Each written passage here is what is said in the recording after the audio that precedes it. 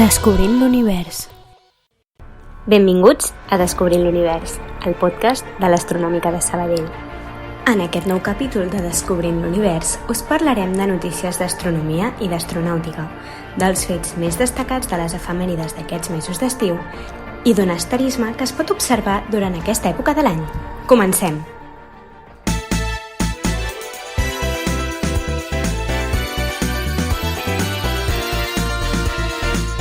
Notícies. Pel que fa a les notícies d'astronomia, avui parlarem de l'efecte dels forats negres supermassius fora de la seva galàxia i del catàleg d'estrelles més detallat del centre galàctic.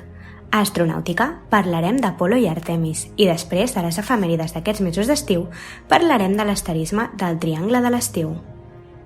En el cor de cada galàxia prou massiva existeix un forat negre al camp gravitatori del qual, encara que molt intens, afecta només a una petita regió entorn del centre galàctic. Malgrat que aquests objectes astronòmics són milers de milions de vegades més petits que les galàxies amfitriones, la concepció actual de l'univers només s'entén si l'evolució de les galàxies està regulada per l'activitat dels forats negres, perquè, sense ells, no és possible explicar les propietats observades de les galàxies. Les prediccions teòriques suggereixen que els forats negres en créixer generen suficient energia per escalfar i expulsar a grans distàncies el gas present en les galàxies. Observar i descriure el mecanisme pel qual aquesta energia interactua amb les galàxies modulant la seva evolució és, per tant, una pregunta fonamental en l'astrofísica actual. Amb aquest objectiu, un estudi liderat per Ignacio Martín Navarro, investigador de l'Institut d'Astrofísica de Canàries, IAC, ha anat un pas més enllà i ha tractat d'esbrinar si la matèria i la radiació més al voltant dels forats negres és capaç d'alterar l'evolució no tan sols de la galàxia amfitriona, sinó també d'aquelles galàxies satèl·lits que estan al seu voltant, però a distàncies encara majors. Per això, l'equip ha fet ús del cartografiat Sloan Digital Ski Survey, que els ha permès analitzar les propietats de les galàxies en milers de grups i cúmuls. Les conclusions de l'estudi, iniciat durant la seva estada en l'Institut Max Planck d'Astrofísica, s'han publicat avui en la revista Nature.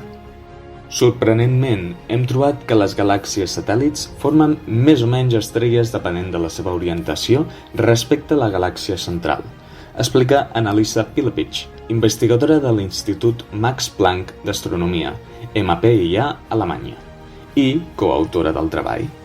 Per a tractar d'explicar aquest efecte geomètric en les propietats de les galàxies satèl·lits, els científics van recórrer a una simulació cosmològica de l'univers, anomenada Illustris TNG, que en el seu codi implementa un tractament particular per a la interacció entre forats negres i galàxies amfitriones. Igual que en les observacions, la simulació Illustris TNG mostra una clara modulació en la taxa de formació estel·lar de les galàxies satèl·lits segons sigui la seva posició respecte a la central, afegeix. La rellevància del resultat és doble, perquè dona suport observacional a la idea que els forats negres juguen un paper important a l'hora de regular l'evolució de les galàxies, un pilar fonamental en el coneixement actual de l'univers. No obstant això, aquesta hipòtesi és qüestionada contínuament donada la dificultat per a, en la pràctica, mesurar el possible efecte dels forats negres en les galàxies reals, més enllà de consideracions teòriques. Els resultats de l'estudi suggereixen també que existeix un tipus particular d'acoblament entre galàxies i forats negres, mitjançant el qual són capaços d'expulsar material a grans distàncies dels centres galàctics, arribant a alterar fins i tot l'evolució d'altres galàxies pròximes. Per tant, més enllà d'observar l'efecte dels forats negres en l'evolució de les galàxies, el nostre anàlisi obre una porta a entendre els detalls d'aquesta interacció, assenyala Ignacio Martín Navarro, autor principal de l'estudi. Aquest treball ha estat possible amb la col·laboració entre dues comunitats, l'observacional i la teòrica, que, en el camp de l'astrofísica extragalàctica, estan trobant en les simulacions cosmològiques una eina molt útil per entendre com es comporta l'univers. La base de dades de l'Observatori Europea Austral, ESO, acaba de publicar el més extens catàleg d'estrelles del centre galàctic elaborat fins avui. El centre de la Via Làctia alberga un forat negre supermassiu d'uns 4 milions de masses solars, Sagittaria Estrella, el descobriment del qual va protagonitzar el Premi Nobel de Física en 2020. Al seu voltant es troba un cúmul estel·lar excepcionalment dens i el conjunt representa una regió amb un alt interès científic, per al coneixement del qual a fons es va dissenyar el projecte Galactic Nucleus. Aquesta regió, amb una densitat d'estrelles molt superior a la de l'entorn del nostre sistema solar, és representativa d'altres nuclis galàctics pròxims. La seva singularitat resideix en el fet que, al ser la més pròxima, es pot estudiar amb major detall. A causa de les seves característiques, el forat negre central, la gran densitat d'estrelles, la intensa radiació ultraviolada, etc., el centre galàctic constitueix un laboratori únic on estudiar, entre altres, fenòmens com la formació estel·lar en entorns extrems o la interacció d'estrelles amb un forat negre supermassiu, afirma Rainer Schödel, astrònom de l'Institut d'Astrofísica d'Andalusia i investigador principal de Galactic Nucleus. Tanmateix, no és senzill observar el centre galàctic. Els densos núvols de gas i pols situats entre el nostre planeta i el centre de la Via Làctia causen un enrogiment i una extinció extrema en la llum visible, a més en el nucli d'aquesta. Per això, les estrelles en aquesta regió només es poden estudiar en l'infraroig, rang menys visible a aquest efecte. En aquest cas, es va emprar la càmera roja Hawk 1 del telescopi Very Large Telescope, VLT, de l'Observatori Europeu Austral. D'altra banda, l'altíssima densitat d'estrelles en aquesta regió requereix obtenir unes imatges amb molt alta resolució angular. La influència de l'atmosfera terrestre produeix imatges borroses en les quals resulta impossible observar les estrelles individualment, i l'equip de Galactic Nucleus ha emprat una tècnica específicament desenvolupada per a aquest projecte que reconstrueix imatges nítides a partir de centenars d'exposicions curtes, del voltant d'un segon. Així, Galactic Nucleus ha cartografiat aquesta zona amb un detall sense precedents. S'han detectat de l'ordre de 100 vegades més estrelles que amb els mostrejos anteriors, que permetran comprendre els processos de formació estel·lar en aquest entorn extrem i reconstruir la història de la formació d'estrelles en el centre de la nostra galàxia. El projecte Galactic Nucleus ha estat finançat pel Programa Europeu del Consell Europeu de Recerca, ERC, que promou la ciència d'excel·lència a través de les seves Consolidator Grants. Les observacions per al projecte van ser adquirides dins el que es coneix com a ESO Large Programs, grans programes d'ESO, que requereixen moltes hores de telescopi i poden conduir a un gran avenç en el camp d'estudi.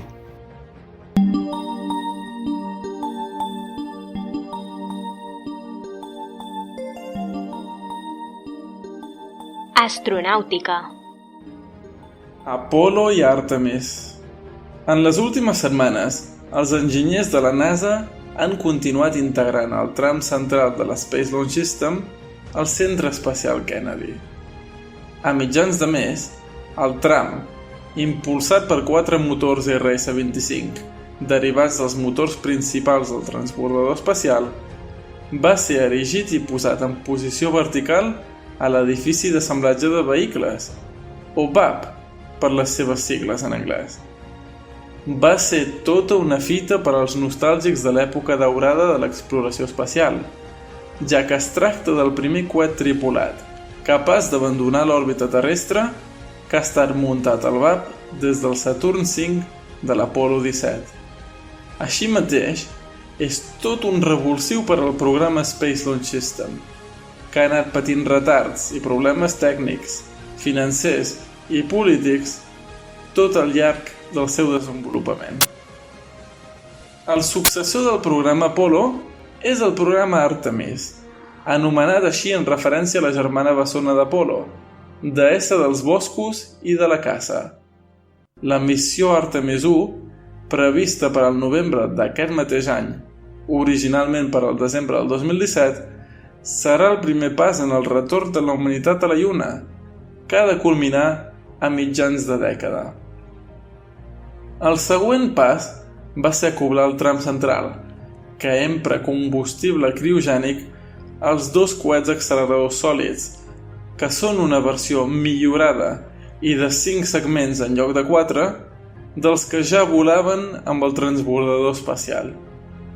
Seguidament, es va acoblar al tram central l'adaptador de trams, que serveix per connectar-lo al tram provisional de propulsió criogènica, o ICPS, derivat del segon tram dels coets Delta i equipat amb un únic motor RL-10. L'ICPS s'utilitzarà en les 3 primeres missions Artemis abans de ser substituït pel tram superior d'exploració, dotat d'un tanc de combustible més gros i 4 motors RL-10 en lloc d'un. L'ICPS és precisament el següent component que queda per integrar el coet. Per acomiadar-nos abans de la pausa estival, us deixem una iniciativa lúdica de la NASA. La missió Artemis 1 no serà tripulada, però sí que portarà un maniquí, o Moonikin, una combinació de Moon i Mannequin, a bord per mesurar diversos paràmetres i proporcionar telemetria a la NASA. L'Agència Espacial Estatunidenca ha obert un concurs a les xarxes socials per decidir el nom d'aquest maniquí, que en el moment de fer aquest enregistrament encara continua obert. Quan escolteu el podcast ja sabreu quin nom és el guanyador. Ace, Delos, Campos o Rigel. Les efemèrides. Què podrem veure aquests mesos al cel? Efemèrides del mes de juliol. Tornen a ser visibles gairebé tota la nit els planetes gegants. Poc després de la posta del Sol, Saturn sortirà per la part contrària del cel i, aproximadament una hora després, ho farà Júpiter.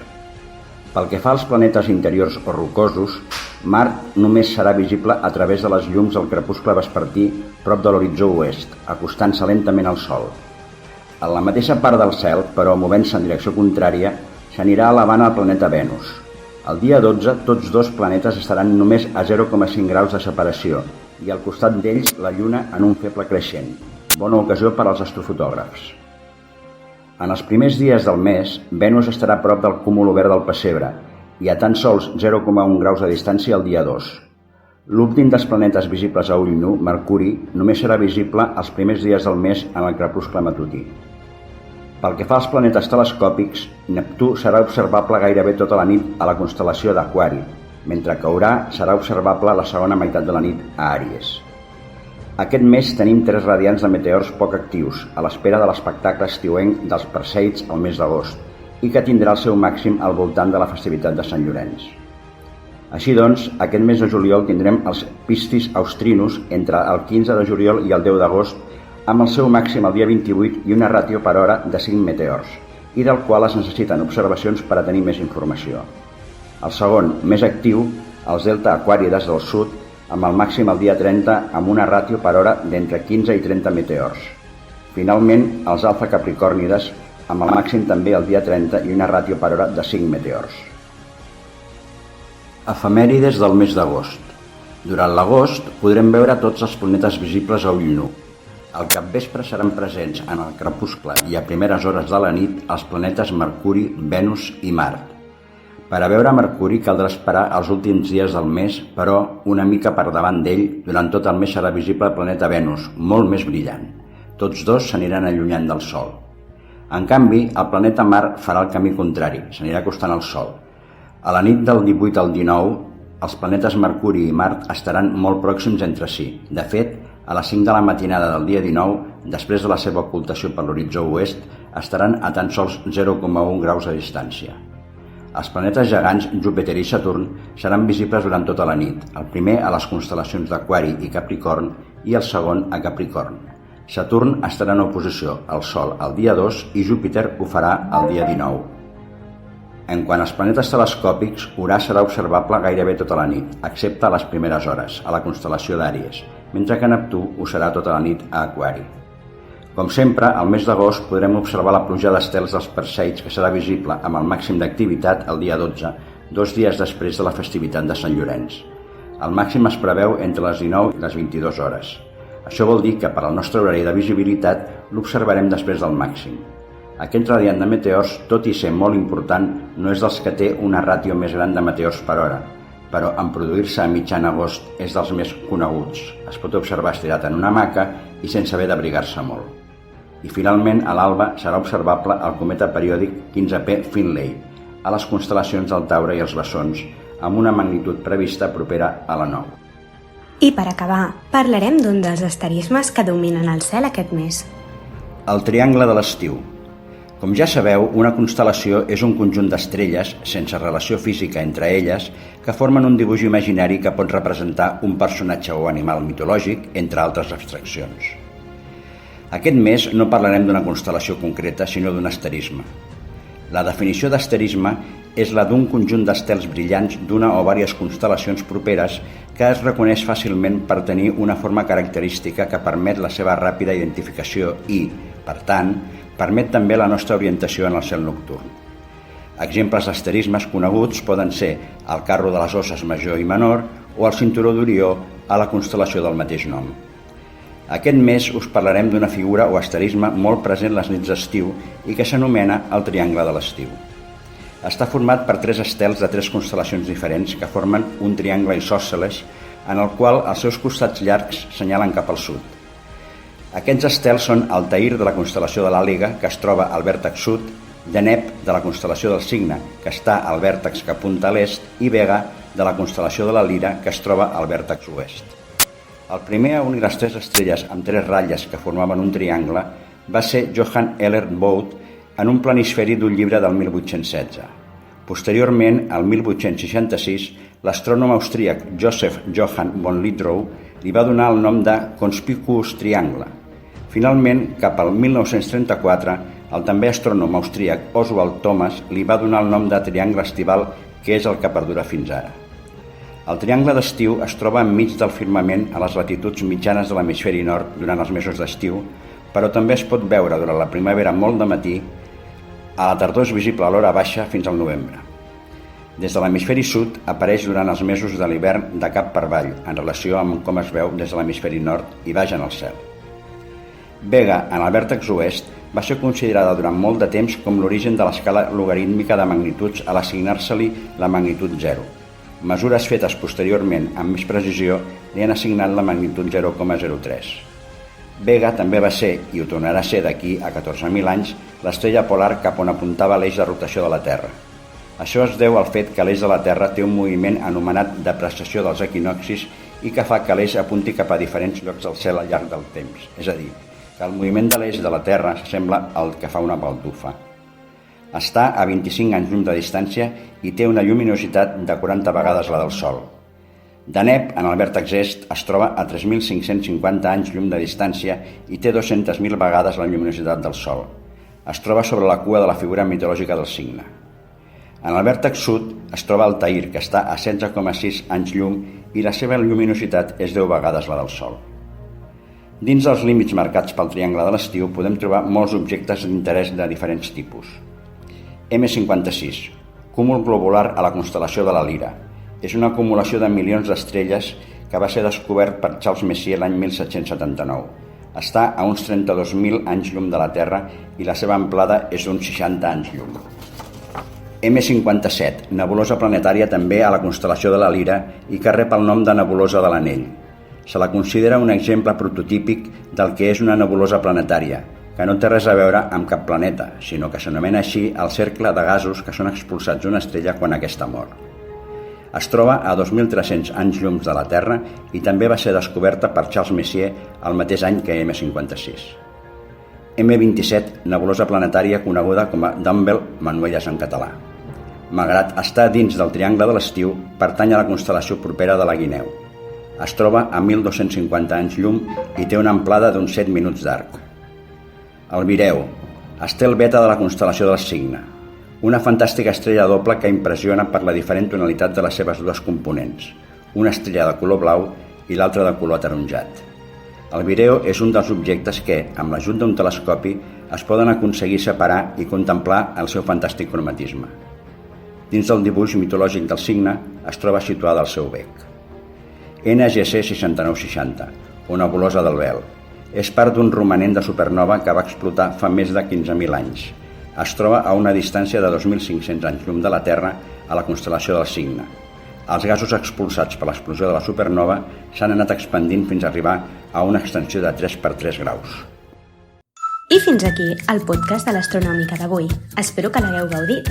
En la seva elaboració hi han participat Martí Soto, Alistair Spiring, Jaume Fernández i jo mateixa, Aina Rimles. L'edició de tot plegat ha anat a càrrec de l'Albert Morral. Amb aquest podcast donem inici a les vacances. Ens tornarem a sentir el proper 1 de setembre. Que tingueu un bon estiu. I no oblideu de revisar totes les nostres xarxes socials, com el nostre perfil a Instagram o a Twitter i el nostre canal de YouTube, o consultar la nostra web per no perdre'us res del que fem a l'Astronòmica. I res més per avui, fins al proper número. Adeu!